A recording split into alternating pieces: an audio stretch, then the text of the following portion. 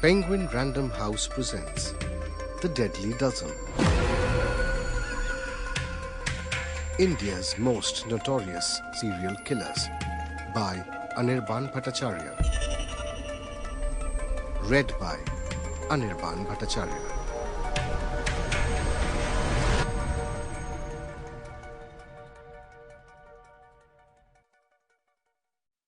Introduction. What is it that attracts us to the stories of and the heinous crimes committed by a serial killer?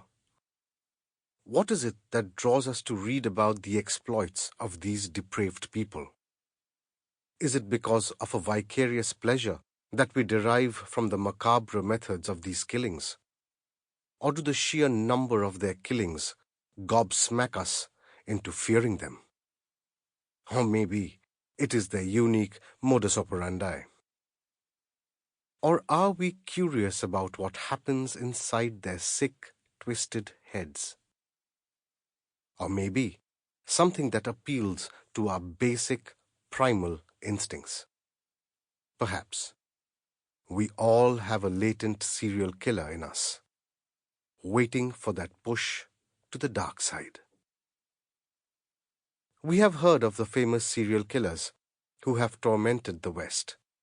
Jack the Ripper, Ted Bundy, aka the Crazy Necrophile, Charles Edmund Cullen, aka the Angel of Death, Pedro Alonso Lopez, aka the Monster of the Andes, amongst others. But if you thought they exist only in the West, then think again. Crime and depravity are not contained by borders or endemic to a particular culture. They can flourish anywhere and everywhere. India has seen some crazy, cold-blooded and dastardly murderers who have gone on insane killing sprees. And these have been both women and men. What you are about to hear will shock you, make you disbelieve, and even scare you.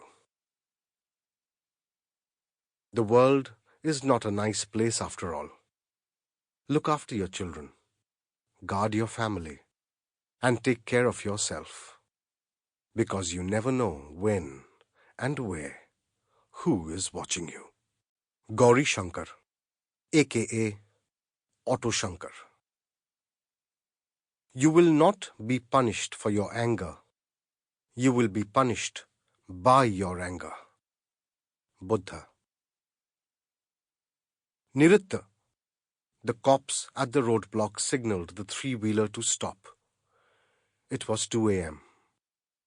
The streets of Madras, now Chennai, had long emptied out. The only life visible was the dogs, the homeless, and the cops. The passenger in the three-wheeler was on edge. There were 3 jute sacks at his feet. They were too large to hide, and it was too late to dispose them off. The enemy was at the gates, at this roadblock. "Big brother, what will happen now?" the passenger asked. The driver, a dark, thin man with a drooping mustache, watched as the officer on duty approached the vehicle. "Relax. My name is Gauri Shankar." The passenger, bathed in sweat, could not believe the driver's composure. "I don't want to get caught," he whispered in a voice that quivered with nervousness. Shankar chuckled as the light from the cop's torch fell on his face, making him squint momentarily. The officer smiled. "Hey, Shankar, how are you?" The officer shook Shankar's hand as if they were 2 old friends meeting after a hiatus. "Nan nalla rikkin, sir. I'm fine," Shankar replied, emphasizing the word sir. Shankar knew where his place in the ecosystem was, and he had no qualms about it, as long as he made money. The officer shone the torch on the passenger's face. Mohan shielded his eyes. The officer laughed loudly. "I think your passenger has just shat his pants. I can smell it from here," he said, pretending to hold his nose before laughing. Shankar laughed. Mohan wasn't amused. "Sir, meet my younger brother, Mohan." "Mohan, say hello to sir," Shankar instructed his brother. Mohan, sweating profusely, muttered a barely audible hello. He could not get his head around how his brother, the Arak smuggler, was on such friendly terms with a police officer. The officer pointed his torch on the sacks at Mohan's feet. Mohan could taste the bile at the back of his throat. He knew if they were caught, the jailhouse would become their home for a long time. Mohan waited for the officer to ask him to open the sacks. Instead, the officer switched off his torch. "Let the auto pass," the officer yelled at the constables manning the roadblock.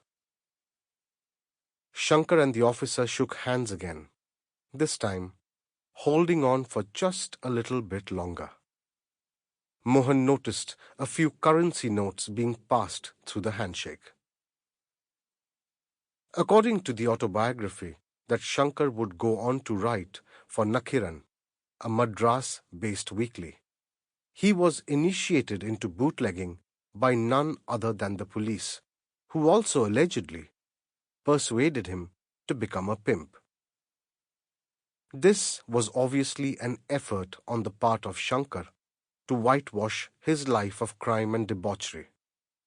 But more on that later. Shankar cranked the auto to life, and the contraband was smuggled into the city of Madras effortlessly. This was Gauri Shankar, the smooth operator who knew how to grease palms, make friends in the right places, fuck like a dog in heat, and kill like a man possessed. A man who would transform the streets of Madras into his killing fields. This is his story. It is said that you become your name. In this case, a little boy born in 1955 in Kangenallur, Vellore, was named Gauri Shankar, which is another name for Lord Shiva, the god of destruction. Was it sheer coincidence that his father chose this name? Or was it destiny that made Shankar a man who, unable to control his temper, ended up destroying the lives of others as well as his own? Shankar loved the movies. He would unflinchingly steal money from the little steel box that his mother kept hidden in the kitchen and go to the movies.